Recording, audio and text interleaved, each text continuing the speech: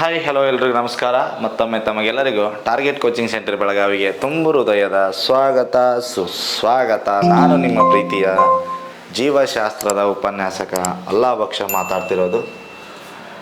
ನಮ್ಮ ಮುಂದೆ ಏನು ತಗೊಂಬಂದಿನಂದ್ರೆ ನೆಕ್ಸ್ಟ್ ಚಾಪ್ಟರ್ ಯಾವುದಪ್ಪ ಅಂತ ಕೇಳಿದ್ರೆ ಅದುವೇ ನಿಮ್ಮೆಲ್ಲರ ಅಚ್ಚುಮೆಚ್ಚಿನ ಆಹಾರದ ಘಟಕಾಂಶಗಳು. ಯಾವುದೇ ಬೇಕಾದ ಎಕ್ಸಾಮ್ ತಗೋರಿ, ಈ ಕ್ವಶನ್ ಈ ಚಾಪ್ಟರ್ ಮೇಲಿಂದ ಕ್ವಶನ್ ಇಲ್ಲಾರ್ದು ಕ್ವಶನ್ ಪೇಪರೇ ಅಲ್ಲ. ಅರ್ಥ ಆಗತ್ತೈತ್ರಿ? ಯಾಕೆ ಇದ್ರ ಮೇಲಿನ ಕ್ವಶನ್ ಪೇಪರ್ ಯಾಕೆ ಕ್ವಶನ್ ಕೇಳತ್ತಾರಪ್ಪ ಅಂತ ಕೇಳಿದ್ರೆ, ನಿಮಗೆ ಆಹಾರದ ಘಟಕಾಂಶಗಳಲ್ಲಿ ಏನೇನದಾವ ಅಂತ ಗೊತ್ತಿಲ್ಲ ಅಂದ್ರೆ ನೀವು ಏನಂತಾರೆ ಅದಕ್ಕೆ ಒಂದು ಯಾವ ರೀತಿ ಆಡಳಿತವನ್ನು ಮಾಡೋರು. ಹೊಟ್ಟಿಗೆ ಏನು ತಿನ್ಬೇಕಂತ ಗೊತ್ತಿಲ್ಲ ನಿಮಗೆ, ಬೇಸಿಕ್ ಅಂದರೆ ಏನು ಆಡಳಿತ ಮಾಡೋರು ನೀವು ಅಂತೇಳಿ ಯೋಚನೆ ಮಾಡಿ ಅವ್ರೇನು ಮಾಡತ್ತಾರ, ಒಂದು ಹೊಸ ಚಾಪ್ಟರ್ ಅಥವಾ ಇದ್ರ ಬಗ್ಗೆ ಕೇಳತ್ತಾರ. ಎಷ್ಟನೇ ತಕ್ಕೈತಿ ಗೊತ್ತಿರ? ಇದು 6ನೇ ತರಗತಿಗೆ. ಸೊ 6th ಮಕ್ಕಳಿಗೆ ಗೊತ್ತೈತಿ ಏನು ಹೊಟ್ಟಿಗೆ ತಿನ್ಬೇಕಂತೇಳಿ, ನಿಮಗೆ ಗೊತ್ತಾಗಲ್ಲಾಗೈತೆ ಅಂತ. So major of the questions will be arised from the same chapter. But ಜಾಸ್ತಿ ಜನ ಇಲ್ಲೇ ತಪ್ಪು ಮಾಡಿ ಬರ್ತಾರೆ. ಮತ್ತು ನಾನು ಹೇಳ್ಕೊತ ಹೋಗ್ತೀನಿ. ಓಕೆ, ಸೊ ಆಹಾರದ ಘಟಕಾಂಶಗಳು ಅಂದ್ರೆ ಸೇವನೆ ಮಾಡುವಂಥ ಆಹಾರದಲ್ಲಿರುವಂಥ ಪೋಷಕಾಂಶಗಳಿಗೆ ಘಟಕಾಂಶಗಳು ಅಂತ ಕರೀತಾರೆ. ಆಹಾರದ ಘಟಕಾಂಶಗಳನ್ನು 4 ರೀತಿಯಾಗಿ ವಿಂಗಡಣೆ ಮಾಡ್ತೀವಿ. 4 ರೀತಿಯಾಗಿ ವಿಂಗಡಣೆ ಮಾಡ್ತೀವಿ, ಹೌದ್ರಾ? ಮೊದಲನೇದು ಕಾರ್ಬೋಹೈಡ್ರೇಟ್ಗಳು.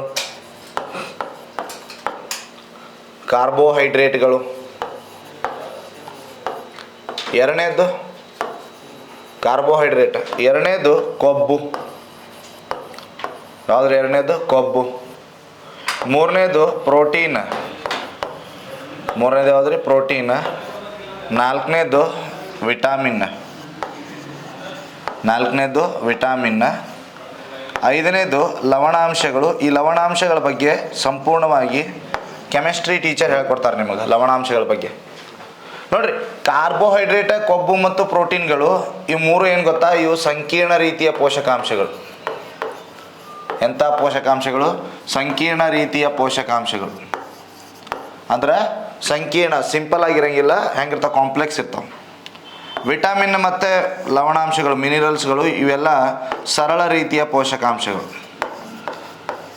ಮೈಕ್ರೋನ್ಯೂಟ್ರಿಯೆಂಟ್ಸ್, ಮ್ಯಾಕ್ರೋನ್ಯೂಟ್ರಿಯೆಂಟ್ಸ್ ಅಂತ ಕರೀತಾರೆ. ಎದಕ್ಕೆ ಹಿಂಗೆ ಕರೆಯತ್ತಾರಂದ್ರೆ, ಇವನ್ನ ಏನಾದರೂ ನಾವು ಸೇವನೆ ಮಾಡಿದೆವು ಅಂದ್ರೆ ಇವಕ್ಕೆ ಜೀರ್ಣ ಮಾಡಬೇಕು.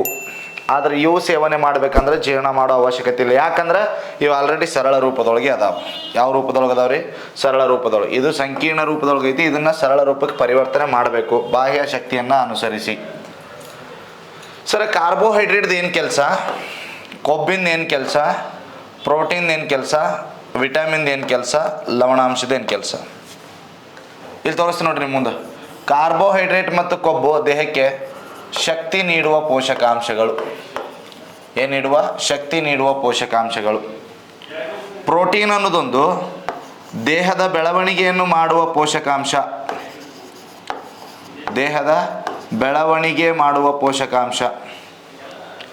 ವಿಟಮಿನ್ ಮತ್ತು ಲವಣಾಂಶಗಳು ಇವೆರಡು ಏನು ಮಾಡತ್ತವಪ್ಪ ಅಂತ ಕೇಳಿದ್ರೆ ರೋಗ ನಿರೋಧಕ ಶಕ್ತಿಯ ರೂಪದಲ್ಲಿ ಕಾರ್ಯನಿರ್ವಹಿಸುವ ಪೋಷಕಾಂಶಗಳು.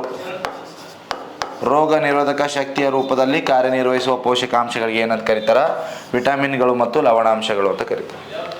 ಕಾರ್ಬೋಹೈಡ್ರೇಟ್ ಮತ್ತು ಕೊಬ್ಬು ಸೇವನೆ ಮಾಡಿದೆವು ಅಂದ್ರೆ ನಮಗೇನಾಗತ್ತೈತಿ? ದೇಹಕ್ಕೆ ಶಕ್ತಿ ಉತ್ಪಾದನೆ ಆಗತೈತಿ. ಸೊ ಶಕ್ತಿ ಉತ್ಪಾದನೆ ಮಾಡೋದಕ್ಕೆ ರಾ ಮಟೀರಿಯಲ್ಸ್, ಕಚ್ಚಾ ವಸ್ತುಗಳು ಯಾರಪ್ಪ ಅಂತ ಕೇಳಿದ್ರೆ ಕಾರ್ಬೋಹೈಡ್ರೇಟ್ ಮತ್ತು ಕೊಬ್ಬು.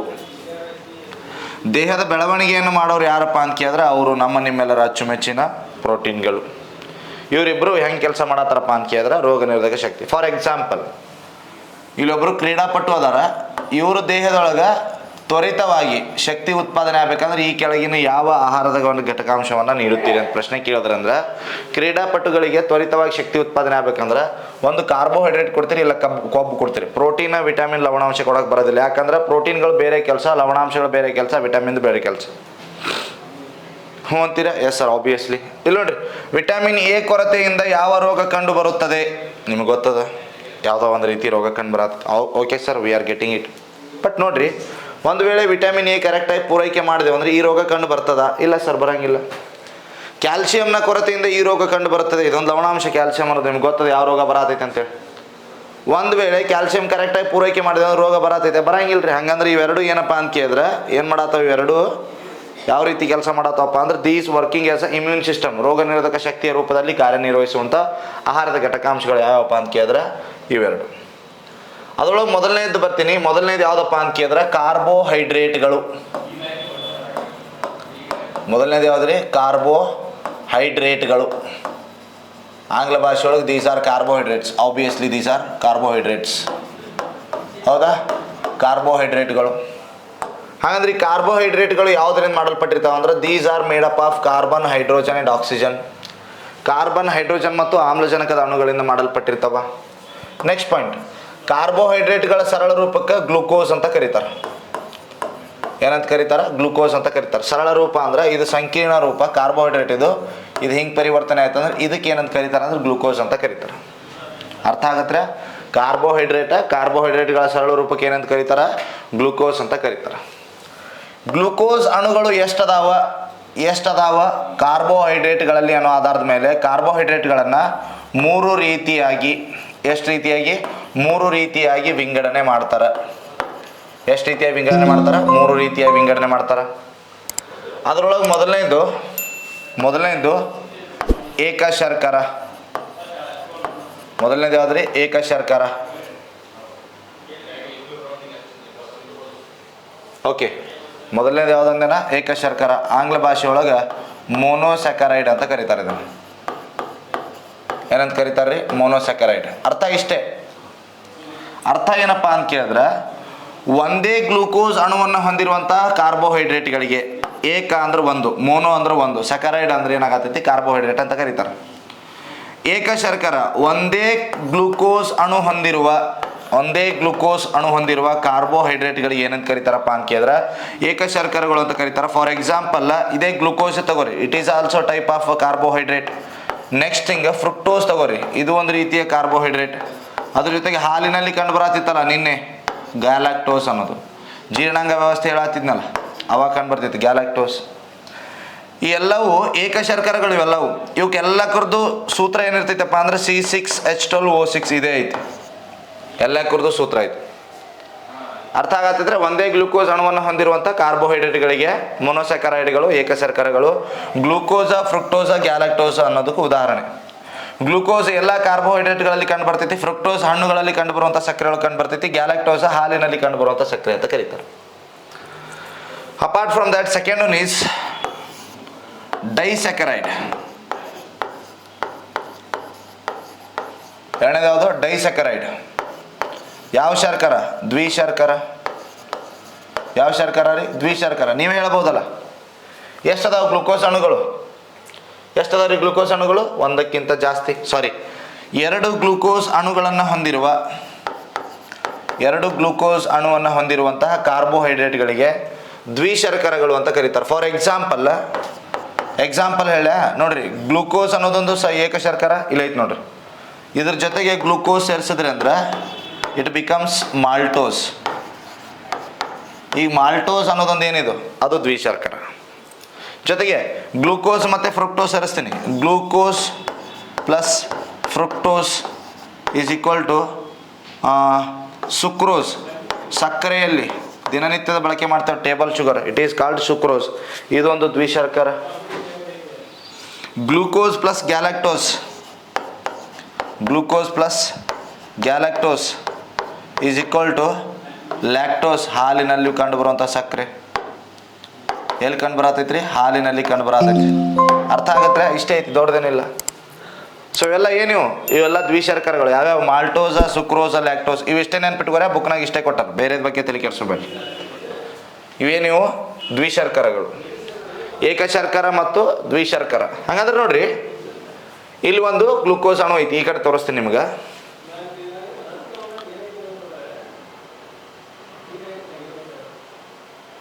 ಹಿಂಗೊಂದು ಗ್ಲೂಕೋಸ್ ಅಣು ಐತೆ ತಿಳಿರಿ. ಎರಡು ಗ್ಲೂಕೋಸ್ ಅಣುಗಳಾದವು. ಈ ಎರಡು ಗ್ಲೂಕೋಸ್ ಅಣುಗಳ ಮಧ್ಯೆ ಕಂಡುಬರುವಂಥ ಈ ಬಂಧನಕ್ಕೆ ಏನಂತ ಕರೀತಾರೆ ಗೊತ್ತಾ? ಹೌದಾ? ಇದಕ್ಕೆ ಪೆಪ್ಟೈಡ್ ಬಾಂಡ್ ಅಂತ ಕರೀತಾರೆ. ಏನಂತ ಕರೀತಾರೆ? ಪೆಪ್ಟೈಡ್ ಬಾಂಡ್ ಅಂತ ಕರೀತಾರೆ. ಹೌದಾ? ಅಥವಾ ಪಾಲಿಪೆಪ್ಟೈಡ್ ಬಾಂಡ್ ಅಂತ ಕರೀತಾರೆ. ಇದನ್ನು ನೆನ್ಪಿಟ್ಕೋರಿ. ಈ ಎರಡು ಗ್ಲೂಕೋಸ್ ಅಣುಗಳನ್ನು ಸೇರಿಸುವಂಥ ಬಂಧನಕ್ಕೆ ಏನಂತ ಕರೀತಾರೆ? ಪಾಲಿಪೆಪ್ಟೈಡ್. ಇಲ್ಲಿ ಹೇಳಿಲ್ಲ ಅದನ್ನು. ಯಾಕೆ ಇಲ್ಲಿ ಹೇಳತ್ತೀನಿ ಅಂದ್ರೆ ಇಲ್ಲಿ ಎರಡು ಗ್ಲೂಕೋಸ್ ಅಣುಗಳು ಅದಾವೆ. ಅರ್ಥ ಆಗತೈತೆ ನಿಮಗೆ? ಎಷ್ಟು ಅದಾವೆ ಗ್ಲೂಕೋಸ್ ಅಣುಗಳು ಇಲ್ಲಿ? 2 ಅದಾವೆ. Okay sir. ಸೊ ಅದಾದಮೇಲೆ ಎಷ್ಟು ರೀತಿಯಾಗಿ ವಿಂಗಡಣೆ ಮಾಡಿದ್ರೆ ಈಗ? ಒಂದನೇದು ಏಕಶರ್ಕರ, ಎರಡನೇದು ದ್ವಿಶರ್ಕರ, ಮೂರನೇದೊಂದು ಇಲ್ಲೇ ಬರೆದು ಬಿಡಲ, ನೆಕ್ಸ್ಟ್ ಪೇಜಿಗೆ ಬರ್ತೀನಿ ಕೇಳ್ರಿ. ಥರ್ಡ್ ಒನ್ ಈಸ್ ಬಹುಶರ್ಕರ. ಯಾವ ಶರ್ಕರ? ಬಹುಶರ್ಕರ. ಯಾಕೆ ಬಹುಶರ್ಕರ ಅನ್ನತ್ತೀನಿ ಹೇಳ್ರಿ? ಆಗಲೇದು ಏಕ ಆಯಿತು, ಅದಾದ ನಂತರ ದ್ವಿ ಆಯಿತು, ಇದು ಪಾಲಿಸ್ಯಾಕರೈಡ್. ಎರಡಕ್ಕಿಂತ ಹೆಚ್ಚಿನ ಗ್ಲೂಕೋಸ್ ಅಣುಗಳನ್ನು ಹೊಂದಿರುವಂತಹ ಕಾರ್ಬೋಹೈಡ್ರೇಟ್ಗಳಿಗೆ, ಎರಡಕ್ಕಿಂತ ಹೆಚ್ಚಿನ ಗ್ಲೂಕೋಸ್ ಅಣುಗಳನ್ನು ಹೊಂದಿರುವ ಕಾರ್ಬೋಹೈಡ್ರೇಟ್ಗಳಿಗೆ ಏನಂತ ಕರೀತಾರಪ್ಪ ಅಂತ ಕೇಳಿದ್ರೆ ಬಹುಶರ್ಕರಗಳು ಅಂತ ಕರೀತಾರೆ. ಉದಾಹರಣೆಗೆ ನೋಡ್ರಿ,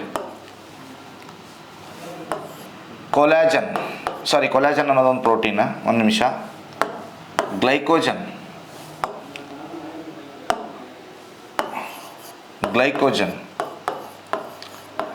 ಕನ್ನಡದಾಗೂ ಗ್ಲೈಕೋಜನ್. ಸ್ಟಾರ್ಚ್ ಕನ್ನಡದೊಳಗೆ ಪಿಷ್ಟ, ಕನ್ನಡದೊಳಗೆ ರೀ ಪಿಷ್ಟ. ಮೂರನೇದು ಸೆಲ್ಯುಲೋಸ್. ನಾಲ್ಕನೇದು ಕೈಟಿನ್. 4 ಹೇಳಿನಿ, ಎಲ್ಲೆಲ್ಲಿ ಹೇಳಿನಿ ಅಂತ ಒಂದು ನಿಮಿಷ ಬರ್ತೀನಿ. ಗ್ಲೈಕೋಜನ್ ಲಿವರ್ ಒಳಗೆ ಹೇಳಿ ನೋಡ್ರಿ. ಪ್ರಾಣಿಗಳಲ್ಲಿ ಸಂಗ್ರಹಣೆಯ ಆಹಾರವನ್ನು ಹೀಗೆನ್ನುವರು. ಏನಿದು? ಗ್ಲೈಕೋಜನ್. 1000ಕ್ಕಿಂತ ಜಾಸ್ತಿ ಗ್ಲೂಕೋಸ್ ಅಣುಗಳು ಇರ್ತಾವೆ. ಸೊ ಇದು ಗ್ಲೈಕೋಜನ್ ಅಂತ ಕರೀತಾರೆ. ಅದೇ ಯಾವ ರೀತಿ ಪ್ರಾಣಿಗಳಲ್ಲಿ ಸಂಗ್ರಹಣೆ ಆಹಾರ ಗ್ಲೈಕೋಜನ್ ಅಂತ ಕರೀತಾರೋ, ಸಸ್ಯಗಳಲ್ಲಿ ಸಂಗ್ರಹಣೆದ ಆಹಾರಕ್ಕೆ ಸ್ಟಾರ್ಚ್ ಅಂತ ಕರೀತಾರೆ, ಪಿಷ್ಟ ಅಂತ ಕರೀತಾರೆ. ಅರ್ಥ ಆಗತ್ತೆ? ನೆಕ್ಸ್ಟ್, ಕೋಶ ಭಿತ್ತಿ ಯಾವುದರಿಂದ ಮಾಡಲ್ಪಟ್ಟಿತ್ತಪ್ಪ ಅಂತ ಕೇಳಿದ್ರೆ ಸೆಲ್ಯುಲೋಸ್ನಿಂದ. ಅದೇ ರೀತಿ ಇದು ಪ್ರೋಟೀನ್, ಕೈಟಿನ್ ಅನ್ನೋದೊಂದು ಪ್ರೋಟೀನ್. ಈ ಕಡೆ ಬ್ಯಾಡ್ರಿ, ಇದೊಂದು ಸ್ವಲ್ಪ ಆಮೇಲೆ ಮಾತಾಡೋಣ ಇದ್ರ ಬಗ್ಗೆ. ಅರ್ಥ ಆಗತೈತೆ? ಇವೆಲ್ಲ ಬಹುಶರ್ಕರಗಳು. ಶರ್ಕರ ಪಿಷ್ಟಗಳು ಅಥವಾ ಕಾರ್ಬೋಹೈಡ್ರೇಟ್ಗಳು ಏನು ಕೆಲಸ ಅಪ್ಪ ಅಂತ ಕೇಳಿದ್ರೆ ದೀಸ್ ಆರ್ ಪ್ರೊಡ್ಯೂಸಿಂಗ್ ಎನರ್ಜಿ, ಶಕ್ತಿ ನೀಡುವ ಪೋಷಕಾಂಶಗಳು ಅಂತ ಕರೆದೆ.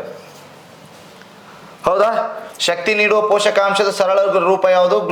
ಗ್ಲೂಕೋಸ್ ಇಲ್ಲ ಅಂದ್ರೆ ಜೀವಕೋಶ ಶಕ್ತಿ ಉತ್ಪಾದನೆ ಆಗ್ತಿರ್ಲಿಲ್ಲ. ಹಿಂಗಾಗಿ ಇದಕ್ಕೆ ಸ್ಟಾಫ್ ಆಫ್ ಲೈಫ್ ಅಂತ ಕರೀತಾರೆ. ಯಾರನ್ನ ಸ್ಟಾಫ್ ಆಫ್ ಲೈಫ್ ಅಂತ ಕರೀತಾರ? ಜೀವದ ಇಂಧನ ಅಂತ ಯಾರಿಗೆ ಕರೀತಾರಪ್ಪ ಅಂತ ಕೇಳಿದ್ರೆ ಗ್ಲೂಕೋಸ್ ಕರೀತಾರ. ಏನಂತ ಕರೀತಾರ? ಜೀವದ ಇಂಧನ. ಒಂದು ವೇಳೆ ದೇಹದೊಳಗೆ ಈ ಇಂಧನ ಪೂರೈಕೆ ಆಗಲಿಲ್ಲ ಅಂದ್ರೆ ಈ ಗಾಡಿ ಓಡಂಗಿಲ್ಲ, ಕೆಲಸ ಮಾಡಂಗಿಲ್ಲ. ಹಿಂಗಾಗಿ ಇದಕ್ಕೆ ಏನಂತ ಕರೀತಾರ? ಸ್ಟಾಪ್ ಆಫ್ ಲೈಫ್ ಅಂತ ಕರೀತಾರೆ. ಹೌದಾ? ಇದ್ರ ಮೂಲಕ ಉತ್ಪಾದನೆ ಆಗಿರುವಂಥ ATPಯನ್ನು ದೇಹದಲ್ಲಿ ನಡೆಯುವಂಥ ಚಲಾವಣೆಯ ನಾಣ್ಯ ಅಂತ ಕರೀತಾರೆ. ATPಯನ್ನು ಒಂದು ವೇಳೆ ಶಕ್ತಿ ಉತ್ಪಾದನೆ ಮಾಡುವಂಥ ಈ ಪೋಷಕಾಂಶಗಳು ದೇಹಕ್ಕೆ ಜಾಸ್ತಿ ಪೂರೈಕೆ ಆದ್ರೆ ಏನು ಮಾಡ್ತಾವ? ಏನಾಗ್ತೈತ್ರಿ? ಜಾಸ್ತಿ ಪೂರೈಕೆ ಆಯ್ತಂದ್ರೆ ಕೊಬ್ಬು ಉತ್ಪಾದನೆ ಆಕೈತಿ. ಕೊಬ್ಬು ಉತ್ಪಾದನೆ ಆಯ್ತಂದ್ರೆ ದೇಹಕ್ಕೆ ನಾನಾ ರೀತಿಯ ರೋಗಗಳು ಬರ್ತಾವೆ. ಫಾರ್ ಎಕ್ಸಾಂಪಲ್ ಹೃದಯದ ರೋಗಗಳು, ಕಿಡ್ನಿ ರೋಗಗಳು, ಅವು ಇವು ಅಂತೇಳಿ, ಒಬೇಸಿಟಿ, ಬೊಜ್ಜು ಇವೆಲ್ಲ ರೋಗಗಳು ಬರತ್ತಾವ. ಏನು ಮಾಡಿದೆವು ಅಂದ್ರೆ ಜಾಸ್ತಿ ಕಾರ್ಬೋಹೈಡ್ರೇಟ್ಗಳನ್ನು ಒದಗಿಸ್ದೇವು ಅಂದ್ರೆ. ಒಂದು ವೇಳೆ ಕಾರ್ಬೋಹೈಡ್ರೇಟ್ ಕಡಿಮೆ ಮಾಡಿದೆವು ಅಂದ್ರೆ ದೇಹಕ್ಕೆ ಕರೆಕ್ಟಾಗಿ ಪೂರಕವಾಗಿ ಕಾರ್ಬೋಹೈಡ್ರೇಟ್ ಪ್ರೊವೈಡ್ ಮಾಡಲಿಲ್ಲ ಅಂದ್ರೆ ಶಕ್ತಿ ಉತ್ಪಾದನೆ ಕಡಿಮೆ ಆಗ್ತೈತಿ. ಏನಾಗ್ತದೆ ರೀ? ಶಕ್ತಿ ಉತ್ಪಾದನೆ ಕಡಿಮೆ ಆಗ್ತೈತಿ. ಹೌದಾ? ಅಂದರೆ ಅಶಕ್ತತೆ ಕಂಡು ಬರ್ತೈತಿ ಅಂತ ಅರ್ಥ. ಅಶಕ್ತತೆ ಅಂದ್ರೆ ಗೊತ್ತಾಗುತ್ತಲ್ಲ ನಿಮಗೆ?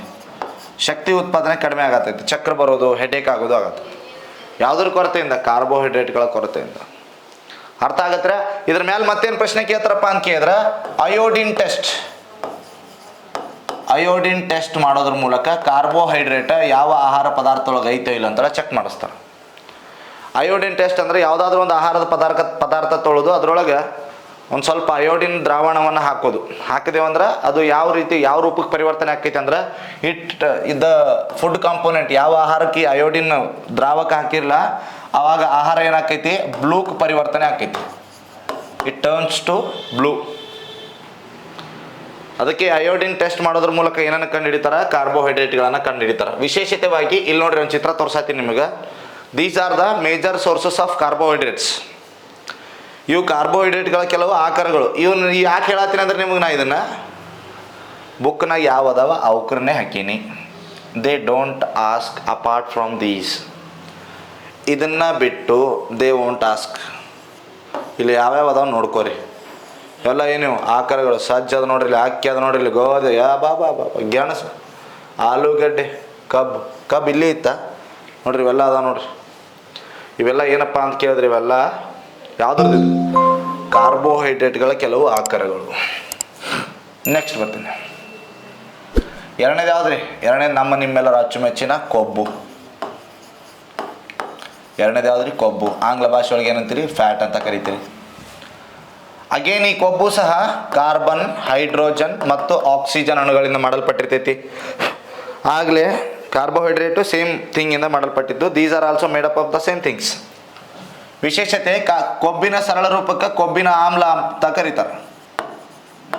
ಯಾವ ಆಮ್ಲ? ಕೊಬ್ಬಿನ ಆಮ್ಲ. ಯಾರಿಗೆ ಕೊಬ್ಬಿನ ಆಮ್ಲ ಅಂತ ಕರೀತಾರೆ? ಕೊಬ್ಬಿನ ಸರಳ ರೂಪಕ್ಕೆ ಕೊಬ್ಬಿನ ಆಮ್ಲ ಅಂತ ಕರೀತಾರೆ. ಕೊಬ್ಬಿನ ಆಮ್ಲದ ಆಧಾರದ ಮೇಲೆ ಕೊಬ್ಬುಗಳನ್ನು ವಿಂಗಡಣೆ ಮಾಡೋದಿಲ್ಲ. ಕೊಬ್ಬು ಕೊಠಡಿ ತಾಪಮಾನದಲ್ಲಿ ಯಾವ ರೂಪದೊಳಗೈತಿ ಅದರ ಆಧಾರದ ಮೇಲೆ ಕೊಬ್ಬುಗಳನ್ನು ಎರಡು ರೀತಿಯ ವಿಂಗಡಣೆ ಮಾಡ್ತಾರೆ. ಮೊದಲನೇದು ಪರ್ಯಾಪ್ತ ಕೊಬ್ಬು, saturated fat. Saturated fat. Second one is ಅಪರ್ಯಾಪ್ತ ಕೊಬ್ಬು. ಅಪರ್ಯಾಪ್ತ ಕೊಬ್ಬು, ಅನ್ಸ್ಯಾಚುರೇಟೆಡ್ ಫ್ಯಾಟ್. ಪರ್ಯಾಪ್ತ ಕೊಬ್ಬು ಅಂದ್ರೆ ಏನು? ಕೊಠಡಿಯ ತಾಪಮಾನದಲ್ಲಿ ಘನ ರೂಪದಲ್ಲಿರುವಂಥ ಕೊಬ್ಬಿಗೆ ಪರ್ಯಾಪ್ತ ಕೊಬ್ಬು ಅಂತ ಕರೀತಾರೆ. ಅಪರ್ಯಾಪ್ತ ಅಂದ್ರೆ ಕೊಠಡಿಯ ತಾಪಮಾನದಲ್ಲಿ ದ್ರವ ರೂಪದಲ್ಲಿರುವಂಥ ಕೊಬ್ಬಿಗೆ ಅಪರ್ಯಾಪ್ತ ಕೊಬ್ಬು ಅಂತ ಕರೀತಾರೆ. ಪರ್ಯಾಪ್ತ ಕೊಬ್ಬು ಸಾಮಾನ್ಯವಾಗಿ ಪ್ರಾಣಿ ಮೂಲಗಳಿಂದ ಪಡ್ಕೊಂಡಿರ್ತೀವಿ. ಅಪರ್ಯಾಪ್ತ ಕೊಬ್ಬು ಸಸ್ಯ ಮೂಲಗಳಿಂದ ಪಡ್ಕೊಂಡಿರ್ತೀವಿ. ಸರಿ, ಇದಕ್ಕೆ ಯಾವ್ದು ಉದಾಹರಣೆ ಅಂತ ಕೇಳಿದ್ರೆ ಎಕ್ಸಾಂಪಲ್ ತಗೋರಿ. ಪ್ರಾಣಿ ಮೂಲಗಳಿಂದ ಪಡ್ಕೊಂಡಿರೋಂಥ ಕೊಬ್ಬು ಬೆಣ್ಣೆ, ತುಪ್ಪ, ಡಾಲ್ಡಾ ಇವೆಲ್ಲ ಏನ್ರಿ? ಪ್ರಾಣಿ ಮೂಲದಿಂದ ಪಡ್ಕೊಂಡಿರೋ ಪನೀರ್ ತಗೋರಿ. ಸಸ್ಯ ಮೂಲಗಳಿಂದ ಪಡ್ಕೊಂಡಿರುವಂಥ ಕೊಬ್ಬು ಎಲ್ಲ ಎಣ್ಣೆಗಳು. ಯಾವ ಎಣ್ಣೆ? ತಿನ್ನೋ ಎಣ್ಣೆ ರೀ, ಕುಡಿಯೋ ಎಣ್ಣೆ ಅಲ್ಲ. There is a lot of difference between ತಿನ್ನೋ ಎಣ್ಣೆ ಆ್ಯಂಡ್ ಕುಡಿಯೋ ಎಣ್ಣೆ. ಸರ್ ಹೌದಲ್ರಿ? ತಿನ್ನೋ ಎಣ್ಣೆಗೂ ಮತ್ತು ಕುಡಿಯೋ ಎಣ್ಣೆಗೂ ಭಾಳ ವ್ಯತ್ಯಾಸ ಐತಿ. ತಿನ್ನೋ ಎಣ್ಣೆ ಅಂದರೆ ಯಾವುದು? ಸನ್ಫ್ಲವರ್, ಹೌದಾ? ಜೆಮಿನಿ ಆಯಿಲ್, ಇಂಥವೆಲ್ಲ ಆಯಿಲ್ಗಳದಾವ ನೋಡ್ರಿ. ಅವೆಲ್ಲ ಇದು ಅಪರ್ಯಾಪ್ತ ಕೊಬ್ಬಿಗೆ ಉದಾಹರಣೆ. ಶೇಂಗಾದ ಎಣ್ಣೆ, ಗಾಣದ ಎಣ್ಣೆ, ಸೂರ್ಯಕಾಂತಿ ಎಣ್ಣೆ, ಕುಸ್ಬಿ ಎಣ್ಣೆ, ಸರ್ಸೋಂಕಾ ತೇಲ್, ಮಸ್ಟರ್ಡ್ ಆಯಿಲ್ ಇವೆಲ್ಲ ಇದಕ್ಕೆ ಉದಾಹರಣೆಗಳು. ಸರಿ, ಅಪರ್ಯಾಪ್ತ ಕೊಬ್ಬನ್ನು ಪರ್ಯಾಪ್ತ ಕೊಬ್ಬಾಗಿ ಪರಿವರ್ತನೆ ಮಾಡ್ಬೋದೇನ್ರಿ? ಎಸ್ ಸರ್, ಮಾಡ್ಬೋದು. ಅಪರ್ಯಾಪ್ತ ಕೊಬ್ಬನ್ನು ಪರ್ಯಾಪ್ತ ಕೊಬ್ಬಾಗಿ ಪರಿವರ್ತನೆ ಮಾಡಬಹುದು. ಈ ಅಪರ್ಯಾಪ್ತ ಕೊಬ್ಬನ್ನು ಪರ್ಯಾಪ್ತ ಕೊಬ್ಬು ಮಾಡಬೇಕಾದ್ರೆ ಬಳಕೆ ಮಾಡುವಂಥ ಒಂದು ಧಾತು ಯಾವುದಪ್ಪ ಅಂತ ಕೇಳಿದ್ರೆ ನಿಕ್ಕಲ್ ನೋಡ್ರಿ. ನಿಕ್ಕಲ್ ಬಳಕೆ ಮಾಡಿ ಏನು ಮಾಡತ್ತಾರ? ಅಪರ್ಯಾಪ್ತ ಕೊಬ್ಬನ್ನು ಪರ್ಯಾಪ್ತ ಕೊಬ್ಬಾಗಿ ಪರಿವರ್ತನೆ ಮಾಡತ್ತಾರ. ಎಸ್ ಸರ್, ಆಬ್ವಿಯಸ್ಲಿ ಕರೆಕ್ಟ್ ಐತಿ. ಮುಂದಕ್ಕೆ ಬರ್ತೀನಿ ನೋಡ್ರಿ. ಆಹಾರದೊಳಗೆ ಈ ಕೊಬ್ಬು ಐತೋ ಇಲ್ಲ ಅಂತೇಳಿ ಹೆಂಗೆ ಪತ್ತೆ ಹಚ್ಬೋದು? ಭಾಳ ಸರಳ ಪತ್ತೆ ಹಚ್ಬೋದು. ಒಂದು ಪೇಜ್ ತಗೋರಿ, ಒಂದು ಯಾವ್ದಾನ ಪೇಜ್ ತಗೋರಿ. ಆಹಾರದ ಘಟಕಾಂಶವನ್ನು ಅದ್ರ ಮೇಲೆ ಹಾಕಿ ಹಿಂಗೆ ಸ್ವಲ್ಪ ತಿಕ್ಕ್ರಿ. ಅದಾದ್ಮೇಲೆ ಪೇಜ್ ನೋಡ್ರಿ. ಪೇಜ್ ನೋಡಿದ್ರಿ ಅಂದ್ರೆ ಅದು ಹೆಂಗಾಗಿರ್ತೈತಪ್ಪ ಅಂತ ಕೇಳಿದ್ರೆ ಒಂದು ರೀತಿ ಬೇರೆನೇ ಕಾಣಿಸ್ತೈತಿ ನಿಮ್ಗೆ. ಅದು ಎಣ್ಣೆ ಹತ್ತದಾಗ ಹೆಂಗೆ ಕಾಣಿಸ್ತಿರ್ತಾವೆ ಹಾಳಿಗಳು. ಸೊ ಇದು ಆಧಾರದ ಮೇಲೆ ಮನ್ಯಾಗ ಸರಳವಾಗಿ ಗೊತ್ತಿಡಿಬೋದು ಯಾವುದನ್ನು? ಕೊಬ್ಬನ್ನು. ಹಿಂಗೆ ಕೊಟ್ಟಾರ, ಬುಕ್ ಒಳಗೂ ಇದೇ ಕೊಟ್ಟಾರ. ಹಾಳೆಯನ್ನು ಅಥವಾ ಹಾಳೆ ಪ್ರಯೋಗದಿಂದ ಕೊಬ್ಬಿನ ಪರೀಕ್ಷೆ ಮಾಡ್ಬೋದು ಮನೆಯೊಳಗಂತೆ. ಒಂದು ವೇಳೆ ಕೊಬ್ಬು ಜಾಸ್ತಿ ಸೇವನೆ ಮಾಡಿದೆ ಅಂದ್ರೆ ಬೊಜ್ಜು ಕಂಡು ಬರತೈತೆ. ಎಸ್ ಸರ್, ಆಬ್ವಿಯಸ್ಲಿ ಬೊಜ್ಜು ಕಂಡು ಬರ್ತೈತಿ. ಎಸ್ ಸರ್, ಕರೆಕ್ಟ್ ಅದ. ಕೊಬ್ಬು ಕಡಿಮೆ ಸೇವನೆ ಮಾಡಿದೆ ಅಂದ್ರೆ ಏನು ಮಾಡ್ತೈತಿ? ಈ ಕೊಬ್ಬು ಅನ್ನೋದು ಯಾವ ರೀತಿ ಪೋಷಕಾಂಶ ಅಂದರೆ ಶಕ್ತಿ ನೀಡುವ ಪೋಷಕಾಂಶ ಆಗಿತ್ತು ಕೊಬ್ಬು ಮತ್ತು ಯಾವುದದು? ಕಾರ್ಬೋಹೈಡ್ರೇಟ್ಗಳು. ಹಾಗಂದ್ರೆ ಫ್ಯಾಟ್ ಕಡಿಮೆ ಆಯ್ತಂದ್ರೆ ಏನಾಗತೈತಿ? ಕರೆಕ್ಟಾಗಿ ಶಕ್ತಿ ಉತ್ಪಾದನೆ ಆಗತ್ತಿಲ್ಲ. ಇದಕ್ಕೆ ಮತ್ತೆ ಏನಂತ ಕರಿತೀರಿ? ಅಶಕ್ತತೆ ಅಂತ ಕರಿತೀರಿ. ಏನಂತ ಕರೀತೀರಿ? ಅಶಕ್ತತೆ ಅಂತ ಕರೀತೀರಿ. ವಿಶೇಷತೆ ಕೇಳ್ರಿ ಇಲ್ಲಿ. ಒಂದು 100 ಗ್ರಾಮ್ ಕಾರ್ಬೋಹೈಡ್ರೇಟ್ ಇಟ್ಟೀನಿ, ಒಂದು 100 ಗ್ರಾಮ್ ಕೊಬ್ಬು ಇಟ್ಟೀನಿ. 100 ಗ್ರಾಮ್ ಕೊಬ್ಬು ಇಟ್ಟೀನಿ. ಇವೆರಡರೊಳಗೂ ಈ ಎರಡೂ ಸೇವನೆ ಮಾಡಿದ್ರಿ ಅಂದ್ರೆ ಯಾವ್ದು ಜಾಸ್ತಿ ಶಕ್ತಿ ಕೊಡ್ಬೋದು? It gives 107. ಇದು 107 ಜೌಲ್ಗಳಷ್ಟು ಶಕ್ತಿ ಕೊಡ್ತೈತಿ. 100 gram carbohydrate. 100 gram carbohydrate. 100 gram ಕೊಬ್ಬು 307 ಜೌಲ್ಗಳಷ್ಟು ಶಕ್ತಿ ಕೊಡ್ತೈತಿ. ಈಗ ನೀವು ಹೇಳ್ರಿ, ಯಾರು ಶಕ್ತಿ ಜಾಸ್ತಿ ಕೊಡತ್ತಾರ? ಆಬ್ವಿಯಸ್ಲಿ ಸರ್, ಕೊಬ್ಬು ಕೊಡತೈತಿ. Yes sir, correct. ಕಾರ್ಬೋಹೈಡ್ರೇಟ್ ಮತ್ತು ಕೊಬ್ಬನ್ನು ಕಂಪೇರ್ ಮಾಡಿ ನೋಡಿದಾಗ ಕೊಬ್ಬು ಜಾಸ್ತಿ ಶಕ್ತಿ ಕೊಡ್ತೈತಿ. Yes sir. ಯಾವುದು ಜಲ್ದಿ ಶಕ್ತಿ ಕೊಡ್ತೈತಿ ಅಂದ್ರೆ ಅದು ಕಾರ್ಬೋಹೈಡ್ರೇಟ್ ಕೊಡತೈತಿ. ಕೊಬ್ಬು ಲೇಟ್ ಮಾಡಿ ಶಕ್ತಿ ಕೊಡತೈತಿ. ಆಗಲೇ ಹಿಂದೆ ಕ್ರೀಡಾಪಟುಗಳಿಗೆ ತ್ವರಿತ ಶಕ್ತಿ ಉತ್ಪಾದನೆ ಆಗೋದಕ್ಕೆ ಏನು ಕೊಡಬೇಕು ಅಂತ ಪ್ರಶ್ನೆ ಕೇಳಿದ್ದೆ. ಅವಾಗ ಆಬ್ವಿಯಸ್ಲಿ ಏನು ಕೊಡ್ತೀರಿ? ಕಾರ್ಬೋಹೈಡ್ರೇಟ್ ಕೊಡತ್ತೀರಿ. ಕಡಿಮೆ ಶಕ್ತಿ ಉತ್ಪಾದನೆ ಮಾಡತೈತಿ, ಓಕೆ ಸರ್, ಬಟ್ ಜಲ್ದಿ ಮಾಡತ್ತೈತಿ. ಹೌದಂತೀರಿ? ಗೊತ್ತಾಗತ್ತಿದ್ದು ಸೊ ಹಾಗಾದ್ರೆ ಕೊಬ್ಬಿನ ಕೆಲವೊಂದಿಷ್ಟು ಆಕಾರಗಳು ನೋಡ್ರಿ ಸರ್, ಇಲ್ಲದ ನೋಡ್ರಿ ಕೊಬ್ಬಿನ ಆಕಾರಗಳು ಅಂದ್ರೆ ಕೊಬ್ಬು ಎಲ್ಲಿಂದ ಸಿಗ್ತೈತೆ ಅಂತ ನೋಡ್ರಿ. ಇಲ್ಲಿ ಸೋಯಾಬೀನ್ ಎಣ್ಣೆ, ತೆಂಗಿನ ಎಣ್ಣೆ ಇದೆಲ್ಲ ಅಪರ್ಯಾಪ್ತ ಕೊಬ್ಬಿದು, ಇದು ಅಪರ್ಯಾಪ್ತ ಕೊಬ್ಬು, ಇದೆಲ್ಲ ಪರ್ಯಾಪ್ತ ಕೊಬ್ಬು. ತುಪ್ಪ, ಹಾಲು, ಬೆಣ್ಣೆ, ಮೊಟ್ಟೆ, ಮೀನು, ಮಾಂಸ, ಬಾ ಹೌದಾ, ಇವೆಲ್ಲ ಅಪರ್ಯಾಪ್ತ ಕೊಬ್ಬಿಗೆ ಉದಾಹರಣೆ, ಇವೆಲ್ಲ ಪರ್ಯಾಪ್ತ ಕೊಬ್ಬಿಗೆ ಉದಾಹರಣೆ. ನೋಡ್ಕೋರಿ ಕರೆಕ್ಟಾಗಿ, ಇವೇ ಎಕ್ಸಾಂಪಲ್ಲು ನಿಮ್ಮ ನೋಟ್ಸ್ ಒಳಗೆ ಬರ್ಕೋರಿ. ಬೇಕಾ ನೋಟ್ ಸಿಗ್ತಾವೆ ನಿಮ್ಗೆ, ಆದ್ರೆ ಬೇಡ, please don't run behind anything. Book ಒಳಗೆ ಏನು ಕೊಟ್ಟಾರ, ಪ್ಲೀಸ್ ನೋಟ್ ದೀಸ್ ಥಿಂಗ್ಸ್ ಒಮ್ಮೆ. Okay sir. ಅದಾದ್ಮೇಲೆ ನೆಕ್ಸ್ಟ್ ಮೂರನೇ ರೀತಿಯ ಪೋಷಕಾಂಶ ಯಾವುದಿತ್ತು ರೀ? ಮೂರನೇ ಪೋಷಕಾಂಶ ಯಾವುದಿತ್ತು? ಬರ್ರಿ ಇಲ್ಲಿ ಮೊದಲನೇ ಪೇಜಿಗೆ ಬರೋಣ ನೋಡೋಣ. ಪೋಷಕಾಂಶಗಳನ್ನು ಎಷ್ಟು ರೀತಿಯಾಗಿ, ಕಾರ್ಬೋಹೈಡ್ರೇಟ, ಕೊಬ್ಬು ಗೊತ್ತಾಯ್ತು ನಿಮಗೆ. ಅದಾದ್ಮೇಲೆ ಯಾವುದೈತಿ? ಪ್ರೋಟೀನ್ ಐತಿ. Yes sir. So next one is protein. Next one ಯಾವ್ದು ರೀ? ಪ್ರೋಟೀನ್. ನೆಕ್ಸ್ಟ್ ಒನ್ ಯಾವ್ದು ರೀ? Protein.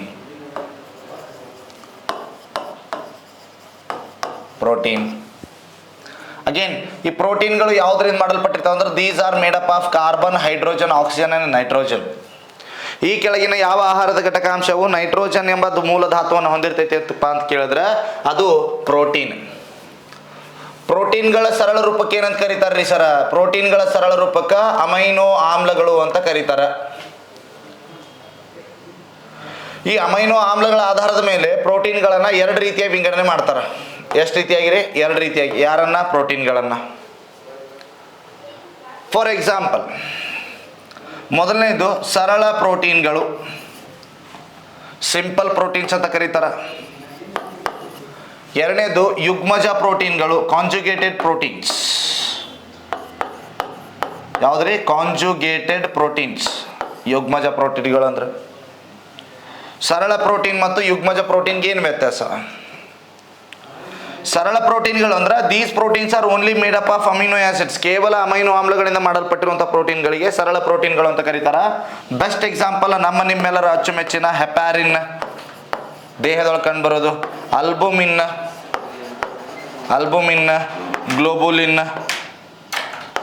ಗ್ಲೋಬುಲಿನ್. These are all simple proteins. These are only made up of amino acids. And there are some proteins which are combined with some other elements. ಅಂದ್ರೆ ಕೆಲವೊಂದಷ್ಟು amino ಆಮ್ಲಗಳೊಂದಿಗೆ ಕೆಲವೊಂದಿಷ್ಟು ಬೇರೆ ಧಾತುಗಳು ಸೇರಿಕೊಂಡು ಒಂದು ರೀತಿ ಪ್ರೋಟೀನ್ಗಳನ್ನು ಉತ್ಪಾದನೆ ಮಾಡಿರ್ತಾವೆ. ಅಂಥ ಪ್ರೋಟೀನ್ಗಳಿಗೆ ಏನಂತ ಕರೀತಾರಪ್ಪ ಅಂತ ಕೇಳಿದ್ರೆ ಯುಗ್ಮಜ ಪ್ರೋಟೀನ್ಗಳು ಅಂತ ಕರೀತಾರೆ. ಫಾರ್ ಎಕ್ಸಾಂಪಲ್, ಮೊದಲನೇದು ಈಗ ನೋಡ್ರಿ, ದೇಹದೊಳಗೆ ಒಂದು ಗ್ಲೋಬುಲಿನ್ ಅಂತೇಳಿ ಒಂದು ಏನಿತ್ತು, ಪ್ರೋಟೀನ್ ಇತ್ತು. ಅದೊಂದು ಸರಳ ಪ್ರೋಟೀನ್. ಬಟ್ ಈ ಗ್ಲೋಬಿನ್ ಜೊತೆಗೆ ಏನಾಗತ್ತೈತಿ, ಹೀಮ್ ಅಂತೇಳಿ ಒಂದು ಕಬ್ಬಿಣದ ಧಾತು ಸೇರ್ಕೊಳತೈತಿ. So this becomes haemoglobin. ಇಲ್ಲಿ ನೋಡ್ರಿ, ಇಲ್ಲಿ ಒಂದು ಏನದಿದು ಅಮೈನೋ ಆಮ್ಲ ಐತಿ. ಅಮೈನೋ ಆಮ್ಲ ಜೊತೆಗೆ ಧಾತು ಸೇರ್ಕೊಂಡೈತಿ. ಯಾವ ಧಾತು? ಕಬ್ಬಿಣದ ಧಾತು ಸೇರ್ಕೊಂಡೈತಿ. ಸೊ ಇಂಥವಕ್ಕೆ ಏನಂತ ಕರೀತಾರ? ಕಾಂಜುಗೇಟೆಡ್ ಪ್ರೋಟೀನ್ಸ್, ಯುಗ್ಮಜ ಪ್ರೋಟೀನ್ಗಳು ಅಂತ ಕರೀತಾರೆ. ಅರ್ಥ ಆಗತ್ತೆ? ಭಾಳ ಈಸಿ ಐತೆ, ದೊಡ್ಡದೇನಿಲ್ಲ. ಹೌದಂತೀರಿ? ಇಲ್ಲ ಅಂತೀರಿ? ಎಸ್ ಸರ್, ತಿಳಿತದ. ಒಂದು ವೇಳೆ ದೇಹದೊಳಗೆ ಪ್ರೋಟೀನ್ ಸಂಖ್ಯೆ ಹೆಚ್ಚಾಯ್ತಂದ್ರೆ ಏನಾಗತೈತಿ? ದೇಹದ ಸಂಪೂರ್ಣ ಬೆಳವಣಿಗೆ ಆಕೈತಿ, ಕರೆಕ್ಟ್ ಬೆಳವಣಿಗೆ ಆಕೈತಿ. ಪ್ರೋಟೀನ್ ಪೂರೈಕೆ ಕರೆಕ್ಟಾಗಿ ಆಗಲಿಲ್ಲ ಅಂದ್ರೆ ಕುಂಠಿತ ಬೆಳವಣಿಗೆ ಆಕೈತಿ. ಸೊ ಈ ರೋಗಕ್ಕೆ ಏನಂತ ಕರೀತಾರಪ್ಪ ಅಂತ ಕೇಳಿದ್ರೆ ಕ್ವಾಶಿಯರ್ಕರ್ ರೋಗ ಅಂತ ಕರೀತಾರೆ. ಏನಂತ ಕರೀತಾರ್ರಿ? ಕ್ವಾಶಿಯರ್ಕರ್ ರೋಗ. ಸರ್ ಹಾಗಂದ್ರೆ ಇನ್ನೊಂದು ರೋಗ ಐತಲ್ರಿ, ಮರಾಸ್ಮಸ್ ಅಂತೇಳಿ. ಇದು ಏನು? ಈ ಮರಾಸ್ಮಸ್ ಎಂಬ ರೋಗ ಯಾವಾಗ ಕಂಡು ಬರ್ತೈತೆ ಅಂದ್ರೆ ನಿಮ್ಮ ದೇಹದೊಳಗೆ ಕಾರ್ಬೋಹೈಡ್ರೇಟು ಕರೆಕ್ಟಾಗಿ ಪೂರೈಕೆ ಆಗಿಲ್ಲ, ಕೊಬ್ಬು ಕರೆಕ್ಟಾಗಿ ಪೂರೈಕೆ ಆಗಿಲ್ಲ, ಪ್ರೋಟೀನು ಕರೆಕ್ಟಾಗಿ ಪೂರೈಕೆ ಆಗಿಲ್ಲ. ದೆನ್ ಈ ರೋಗ ಕಂಡು ಬರತೈತಿ. ಯಾವುದು? ಮರಾಸ್ಮಸ್. ಒಂದೊಂದು ಬುಕ್ ಒಳಗೆ ಮರಾಸ್ಮಸ್ನು ಇದ್ರಾಗೆ ಹಾಕ್ಯಾರ, ಎಲ್ಲಿ ಪ್ರೋಟೀನ್ನ ಕೊರತೆಯಿಂದ ಅಂತೇಳಿ. ಇಲ್ಲ, ಬೇರೆ ಬೇರೆ ರೀತಿ. ನೆಕ್ಸ್ಟ್ ನೋಡ್ರಿ, ಅಮೈನೋ ಆಮ್ಲಗಳ ಆಧಾರದ